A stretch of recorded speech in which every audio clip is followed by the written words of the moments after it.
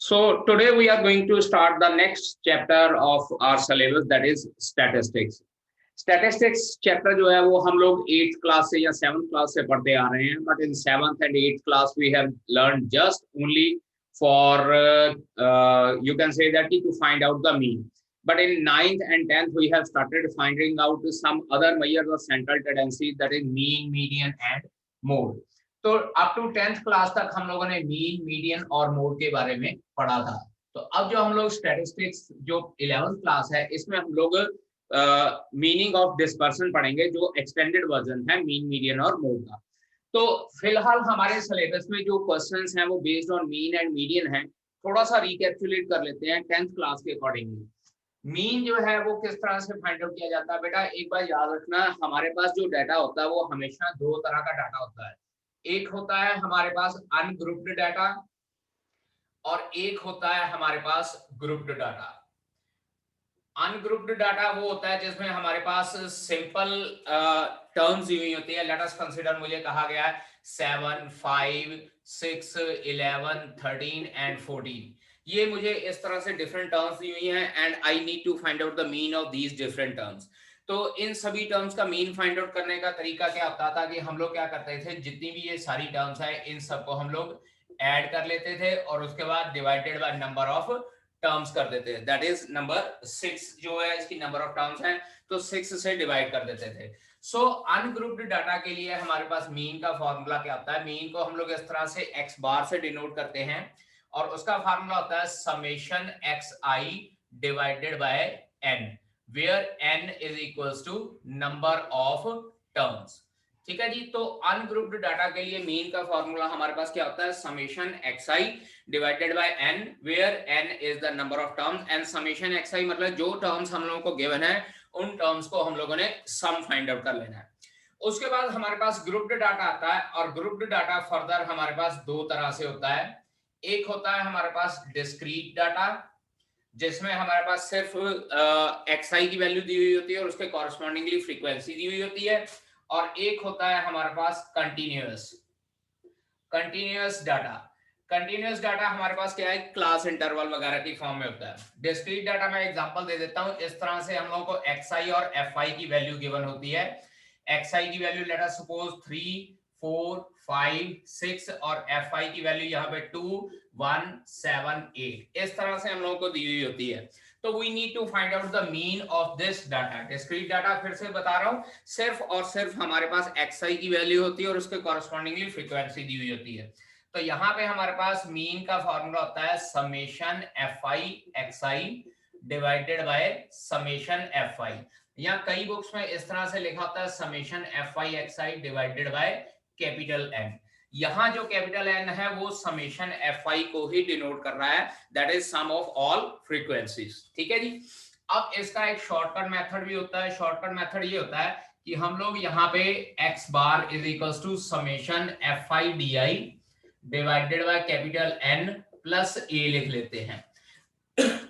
यहाँ पे जो a होता है दैट इज एज्यूम्ड मीन और di की वैल्यू क्या होती है हमारे पास, हर एक xi में से a को माइनस कर देना है, जैसे हम लोगों ने कंटीन्यूअस फ्रीक्वेंसी डिस्ट्रीब्यूशन के केस में किया हुआ होता है।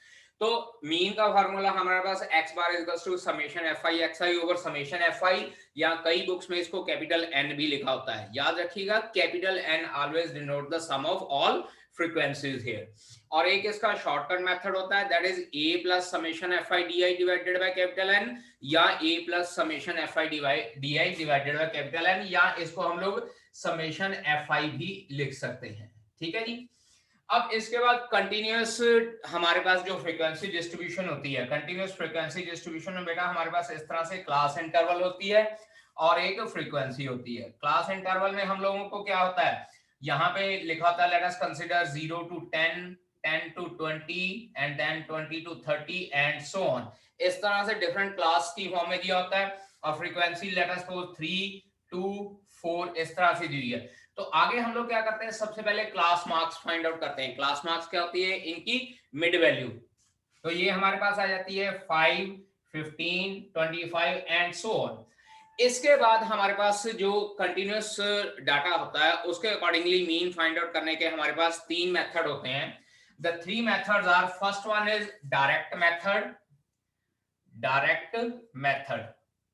ठीक है जी, डायरेक्ट मेथड में हम लोग क्या करते हैं, mean will be given by same वही formula summation F I x I divided by summation F I. Second method होता है हमारे पास शॉर्टकट मेथड। शॉर्टकट मेथड भी वही होता है जो मैंने अभी आप लोगों को डिस्क्रीट डाटा के लिए बताया है, that is x bar is equals to A plus summation F i into d I divided by summation F i, और यहाँ डी आई का मीनिंग होता है एक्स आई माइनस ए, मतलब एक्स में से सारी एक अज्यूम्ड मीन हम लोग माइनस करते हैं। And third one is step deviation method. Step deviation method, और स्टेप डेविएशन मेथड में हम लोगों को क्या गिवन होता है, mean is equals to A plus summation F I you I divided by summation F I multiply by h. और यहाँ पे जो ये यू आई होता है, this u i is equals to x I minus a divided by h, x I minus a divided by H. So this was all about the mean till 10th class जो हम लोगों ने अभी तक पढ़ा है। ठीक है जी, अगर आप लोग नोट करना चाहते हैं तो नोट कर लीजिए। Let us start talking about median. अब मीडियन क्या होता है, median is the central value, या सेंट्रल वैल्यू, या हम लोग ये कह सकते हैं कि centre most value of given data, central value of given data. But central value find out करने से पहले most important thing is firstly rearrange the data in increasing order और डिक्रीजिंग ऑर्डर। चाहे इंक्रीजिंग ऑर्डर में आप लोग rearrange कीजिए या डिक्रीजिंग ऑर्डर में रीअरेंज कीजिए। तो उसके अकॉर्डिंगली मीडियन हमारे पास क्या होता है, कोई भी डाटा गिवन होता है उसकी अप्रोक्सीमेटली सेंट्रल वैल्यू होती है। अब ये सेंट्रल वैल्यू किस तरह से फाइंड आउट की जाती है, सबसे पहले बात करते हैं अनग्रुप्ड डाटा की। अनग्रुप्ड डाटा में हमारे पास दो केस हो सकते हैं, if number of terms odd हैं, और दूसरा केस है इफ नंबर ऑफ टर्म्स हमारे पास इवन है। If number of terms are odd and if number of terms are even, then median will be क्या हो जाएगा, n plus 1 by 2th term, n plus 1 by 2th term हो जाएगी। बेटा मैं ये टर्म की बात कर रहा हूं, कोई नंबर नहीं बात कर रहा मैं कि ये वाला नंबर हो जाएगा, n plus 1 by 2th term होगी। और अगर n आपके पास इवन है, देन मीडियन विल बी आपने एक फाइंड आउट करनी n बाय 2th टर्म, एक आपने फाइंड आउट करनी n by 2 plus 1th term, और उनको दोनों को ऐड करके 2 से डिवाइड कर देना है। इनडायरेक्टली हम लोग ये कह सकते हैं कि median in this case will be the mean of n by 2th and n by 2 plus 1th term. Example लेके बात करते हैं। लेट अस कंसीडर 7, 6, 10, 11, 3, 4 और 8। हमारे पास ये नंबर ऑफ टर्म्स हैं, हम लोगों ने मीडियन फाइंड आउट करना है। सबसे पहली बात है कि rearrange the data in increasing और डिक्रीजिंग ऑर्डर। तो मैं इसको इंक्रीजिंग ऑर्डर में अरेंज कर देता हूं, 3, 4, 6, 7, 8, 10 एंड 11। इसके बाद हम लोग क्या करते हैं कि नंबर ऑफ टर्म्स काउंट करते हैं, 1, 2, 3, 4, 5, 6, 7। n हमारे पास 7 है, यानी कि ऑड हो गया। तो मीडियन क्या हो जाएगा बेटा जी, मीडियन हमारे पास हो जाएगा n plus 1 by 2th term, यानी कि 7 प्लस 1 बाय 2th, और we can say that 4th term will be the median. तो अब 4th टर्म यहाँ पे कौन सी है, 1, 2, 3 और 4, तो it means we can say that median will be equals to 7। In this case median हमारे पास 7 आ जाता है। नाउ लेट अस सपोज कि हमारे पास नंबर ऑफ टर्म्स इवन है। इवन के लिए मैं क्या करता हूं, मैं एक टर्म रिमूव कर देता हूं, इसको 11 को रिमूव कर देता हूं। तो अब की बार चेक कीजिए, मेरे पास नंबर ऑफ टर्म्स 1, 2, 3, 4, 5 और 6 रह गई हैं, यानी कि इवन नंबर ऑफ टर्म्स हो गई हैं। तो अब की बार मीडियन क्या होगा, यहाँ पे देखिए n बाय 2th और n by 2 plus 1th term, यानी कि 6 by 2th plus 6 by 2 plus 1th term divided by 2 कर देना है हम लोगों ने, यानी कि हमारे पास आ जाएगी 3rd term plus 4th term divided by 2। 3rd term यहाँ पे थी हमारे पास 6, 4th टर्म है 7 डिवाइडेड बाय 2। अल्टीमेटली हमारा आंसर आ जाता है 6.5। तो वी कैन से दैट कि जो मीडियन होता है वो गिवन डाटा में लाई कर भी सकता है और गिवन डाटा में लाई नहीं भी कर सकता है। ठीक है जी। Now if we talk about the grouped data, फिर से वही बात, हमारे पास एक डिस्क्रीट डाटा आ जाता है और एक हमारे पास आता है कंटिन्यूअस क्लास इंटरवल की फॉर्म में। पहले डिस्क्रीट डाटा की बात कर लेते हैं। डिस्क्रीट डाटा में भी हमारे पास दो केसेस बन सकते हैं। सबसे पहले median is n plus 1 by 2th term if n is odd, n plus 1 by 2th term if n is odd, और उसके बाद n by 2 plus 1th term divided by 2 if n is even।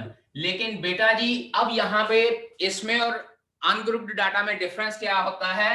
Here जो small n है that is summation of all frequencies, सारी frequencies का सम होता है। पिछला जो हम लोगों ने अनग्रुप्ड डाटा किया था उसमें n होता है नंबर ऑफ टर्म्स, लेकिन यहाँ n डिनोट करता है समेशन fi को। तो लेट अस सी, हम लोग बात कर लेते हैं, एक एग्जांपल ले लेते हैं। हमारे पास xi की वैल्यू है क्योंकि डिस्क्रीट डाटा है, और उसके कॉरेस्पॉन्डिंगली fi की वैल्यू भी कंसीडर कर लेते हैं। ठीक है जी। तो अगर xi कंसीडर करते हैं तो हमारे पास लेट अस कंसीडर 5, 6, 7, 8, 9, 10, 11, 1 2 3 4 5 6 7। और एक बात और याद रखनी है, फिर से वही डाटा इंक्रीजिंग ऑर्डर या डिक्रीजिंग ऑर्डर में होना चाहिए। तो यहाँ पे ये चेक कीजिए, ये सारे का सारा डाटा इंक्रीजिंग ऑर्डर में है। इसके कॉरेस्पॉन्डिंगली बात करते हैं फ्रीक्वेंसी की, 1, 5, 11, 14, 16, 13 एंड 10। 1, 5, 14, 16, 13 and 11 and 10। अब बेटा जी बात करनी है, पहले तो हम लोगों ने चेक करना कि कौन सा मीडियन है। यहाँ पे देखिए नंबर ऑफ टर्म्स नहीं चेक करी, यहाँ पे समेशन fi चेक करना है। पहले हम लोग इन सभी को ऐड कर लेते हैं। 6 और 11 17, 31 47, और ये हमारे पास 60 और ये 70 आता है। This is equals to 70। अब इसके बाद क्या करना है कि हम लोगों ने एक नया कॉलम बनाना है CF का, क्यूमुलेटिव फ्रीक्वेंसी का, जैसे 10th क्लास में बनाते थे। तो क्यूमुलेटिव फ्रीक्वेंसी कॉलम में यह हो जाएगा 1, 6, और ये हमारे पास आ जाएगा 17, 31, 47, 60 और ये 70। अब क्योंकि n हमारे पास इवन है तो हमने क्या करना है, n by 2th और n by 2 plus 1th term find out करनी है। अब n by 2th कितनी हो जाएगी हमारे पास, ये टर्म 35 हो जाएगी एंड दिस विल बी 36। तो उसके अकॉर्डिंगली देख लेना 35 और 36 इन दोनों के बीच में लाई कर रहा है, तो हमारे पास आंसर 16 plus 16 आता है। तो 16 plus 16 divided by 2, again 16 will be the median. Means to say कि अगर डिस्क्रीट डाटा आता है तो हम लोगों ने समेशन fi फाइंड आउट करना है, और समेशन fi फाइंड आउट करने के बाद हम लोगों ने चेक करना है कि वो इवन आ रहा है या ऑड आ रहा है। और अगर इवन आता है तो कॉरेस्पॉन्डिंगली x की वैल्यू, और ऑड आता है तो भी कॉरेस्पॉन्डिंगली x की value based on these two terms हम लोगों ने फाइंड आउट करनी है। ठीक है। So second case of grouped data is continuous class interval. Continuous class interval के केस में हमारे पास क्या फार्मूला होता है मीडियन फाइंड आउट करने का? Median is equals to L plus n by 2 minus CF over F into H। याद कीजिए 10th क्लास का स्टैटिस्टिक्स का फार्मूला। इसमें L क्या होती है? Lower limit of median class, lower limit of median class, और CF क्या होता है? CF होता है हमारे पास cumulative frequency of class preceding median class. Median class को पिछले वाली जो है क्यूमुलेटिव फ्रीक्वेंसी होती है, और उसके बाद F क्या होती है? फ्रीक्वेंसी ऑफ मीडियन क्लास, और H हमारे पास क्या होता है? Width of class interval. तो उसके अकॉर्डिंगली हम लोग ये डिफरेंट वैल्यूज पुट करके हम लोग मीडियन फाइंड आउट कर लेते हैं। ठीक है जी। So that was all about the recapitulation that we have learned till class 10th. Now we are going to learn about the dispersion related to these two terms, mean and median. ठीक है जी। Now let us talk about the meaning of dispersion. अब meaning of dispersion से बात करने से पहले मैं बता दूं कि जो हम लोग ये मीन, मीडियन और मोड ये चीजें फाइंड आउट करते हैं किसी भी डाटा में, these all things give a single value to whole data, single value to the whole data मतलब सारे डाटा को हमारे पास एक सिंगल वैल्यू दे दी जाती है इनके द्वारा, मीन, मीडियन और मोड के। और हम लोगों को ये कहा जाता है कि आप लोग इससे इमेजिन कर लीजिए कि डाटा किस तरह का होगा। लेकिन अब इस मीन, मीडियन और मोड पे जब सिंगल वैल्यू दी जाती है तो थोड़ी सी प्रॉब्लम ये आती है ना। यहाँ पे देखिए मैं एक सिंपल सी बात करता हूँ मीन के अकॉर्डिंगली। मैं यहाँ पे ऑब्जर्वेशंस ले लेता हूँ 30, 30, 30, 30 एंड 30। 5 ऑब्जर्वेशंस मैंने ये ले ली हैं। उसके बाद 0, 10, 10, 60, 70 5 ऑब्जर्वेशन मैं ये ले लेता हूं। और उसके बाद 5 ऑब्जर्वेशन और ले लेते हैं। Late us consider 25, 27, 30, 32 and 36।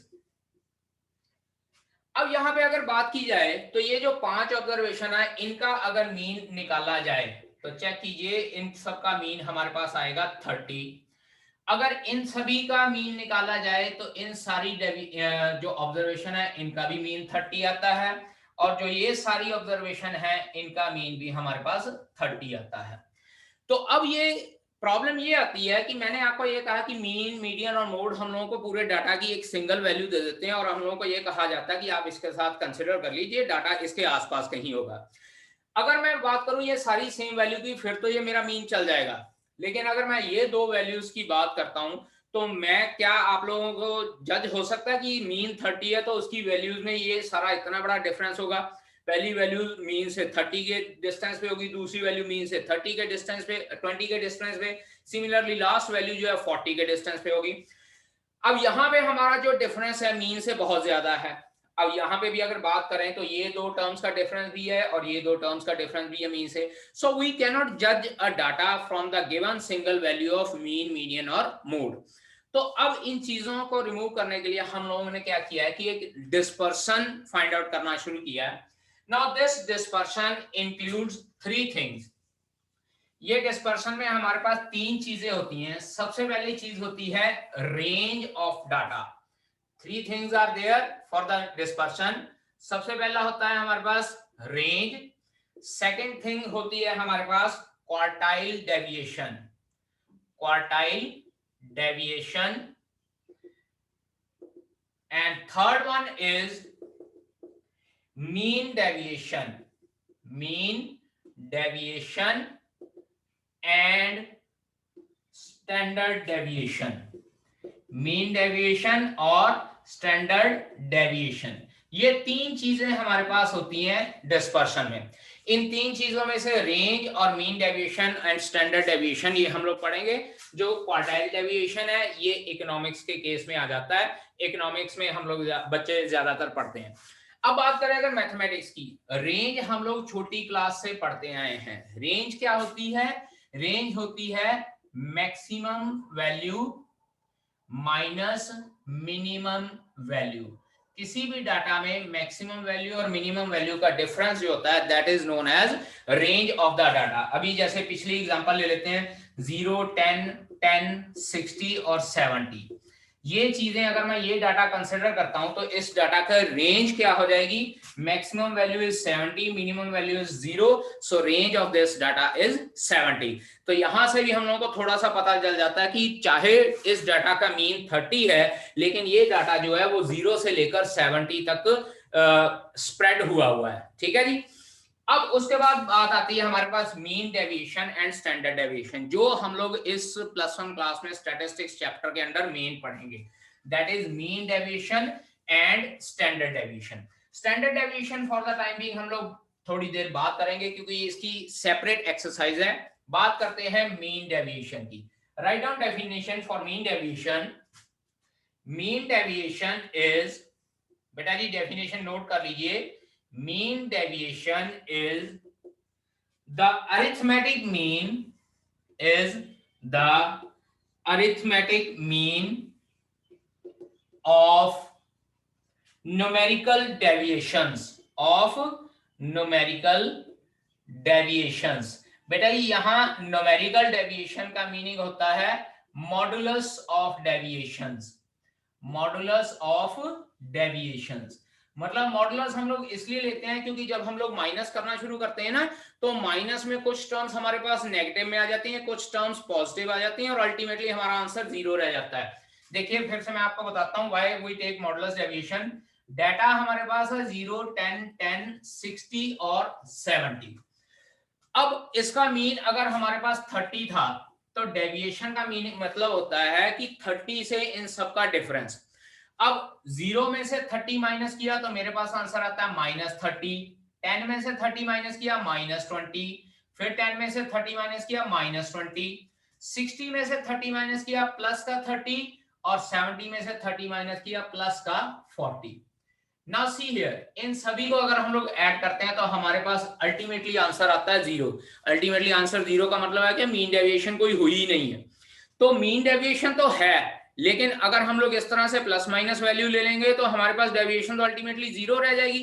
तो इसीलिए हम लोग क्या करते हैं, मॉडुलस ऑफ डेविएशन लेते हैं। मतलब क्या है कि जितनी भी डेविएशंस हैं उनका मॉडुलस का साइन ले लेना है। मींस अगर नेगेटिव में भी आंसर आता है तो भी हम लोगों को आंसर पॉजिटिव कंसीडर करना है, और पॉजिटिव में भी आंसर आता है तो भी हम लोगों ने इसका आंसर पॉजिटिव कंसीडर करना है।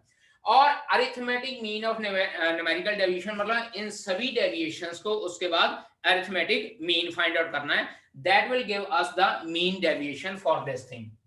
दोबारा रिपीट कर रहा हूं, mean deviation is the arithmetic mean of the numerical deviation of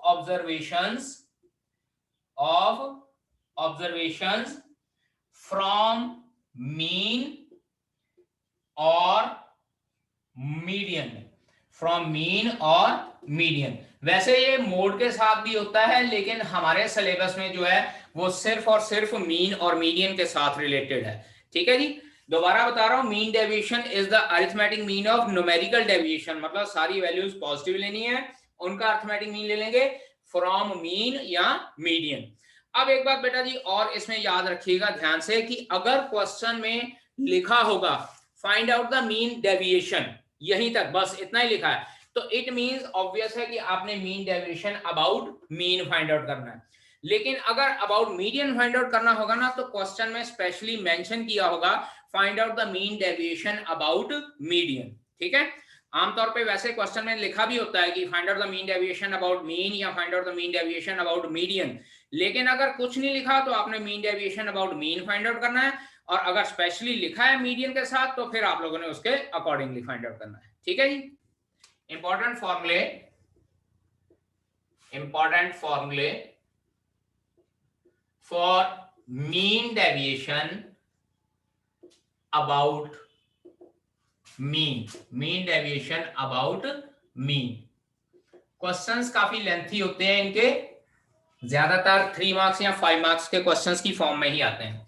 सबसे पहले फिर से वही बात, अगर हमारे पास डिस्क्रीट डाटा है, डिस्क्रीट डाटा मतलब सिंपल वैल्यूज दी हुई हैं, तो mean deviation about mean will be equals to, यहां पे इस तरह से लिखेंगे मीन डेविएशन अबाउट, या मीन लिखेंगे या एक्स बार लिखेंगे, इसको इस तरह से भी लिखा जा सकता है MD of x bar, mean deviation about mean MD of x bar, and this will be given bye modulus summation xi minus x bar divided by capital N, या इसको हम लोग स्मॉल n भी लिख सकते हैं, क्योंकि यहां पे स्मॉल n जो होता है वो नंबर ऑफ टर्म्स होता है। मतलब क्या है कि जो आपको टर्म्स दी हुई है, आपने सबसे पहले इसको फाइंड आउट करने के लिए सबसे पहले आप लोगों ने मीन फाइंड आउट करना है, और हर एक टर्म्स में से मीन माइनस करके मॉडुलस फाइंड आउट करके समेशन, और उसके बाद नंबर ऑफ टर्म से आपने इसको डिवाइड करना है, and that will B mean deviation about mean discrete data के लिए। उसके बाद सेकंड हमारे पास आ जाता है ग्रुप्ड डाटा। ग्रुप्ड डाटा में हमारे पास सबसे पहले आ जाता है नहीं डिस्क्रीट नहीं, ये अनग्रुप्ड डाटा के लिए था बेटा, इसको करेक्ट कर लीजिए। This was for ungrouped data, ungrouped data. अब यहां पे बात करते हैं डिस्क्रीट डाटा के लिए।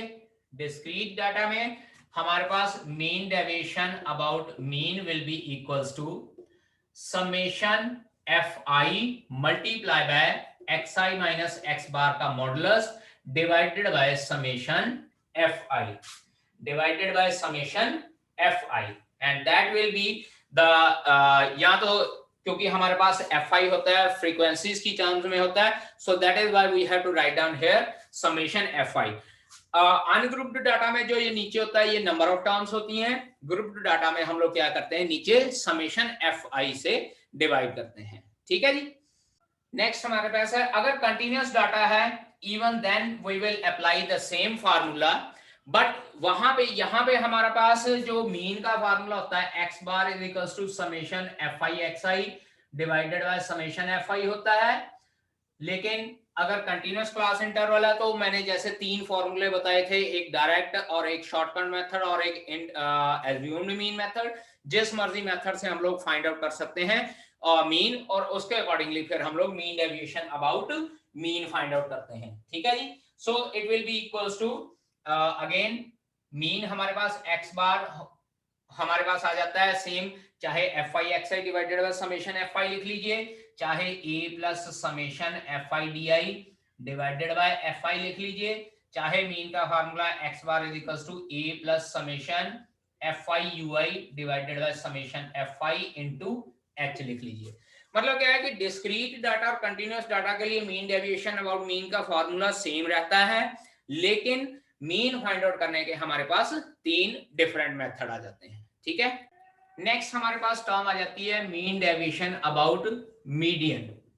तो उसके लिए भी फॉर्मूला सेम ही है, लेकिन अब की बार हम लोग लिखेंगे मीन डेविएशन अबाउट मीडियन, इसको कैपिटल एम से डिनोट करेंगे। This will be equals to summation x I minus capital M divided by n. X I minus capital M, capital M वो है जो हम लोग मीडियन फाइंड आउट कर चुके हैं, and here this n is number of terms. यहां पे एन क्या है हमारे पास नंबर ऑफ टर्म्स आ जाता है। इसके बाद बात करते हैं ग्रुप्ड डाटा की। तो ग्रुप्ड डाटा में हमारे पास क्या हो जाता है मीन डेविएशन अबाउट मीडियन का formula, mean deviation about median is summation F I into modulus xi minus capital M over summation fi।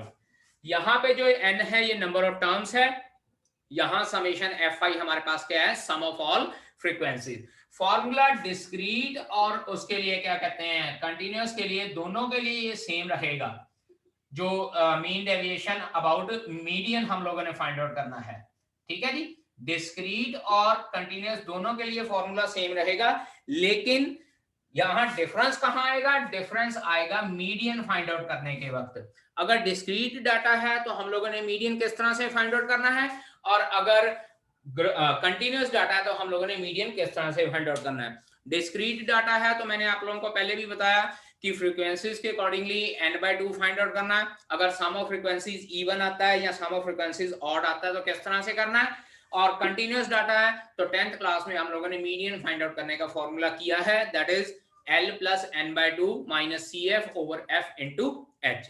उसके अकॉर्डिंगली हम लोग यहाँ पे मीडियन फाइंड आउट कर सकते हैं। ठीक है जी। और उसके बाद फिर हम लोग ये वैल्यूज पुट करेंगे, xi में से m माइनस करेंगे और सभी वैल्यूज का मॉडुलस लेना है। बेटा ये चीज ध्यान में रखना है कि जो भी हम लोगों ने चाहे xi माइनस मीन करना है, चाहे xi माइनस मीडियन करना है, यहाँ पे हम लोगों ने मॉडुलस का साइन जरूर लगाना है। अगर मॉडुलस का साइन नहीं लगाते हो बेटा आपका आंसर 0 आ जाएगा, and that will not serve the purpose to find out the measures of dispersion. ठीक है जी।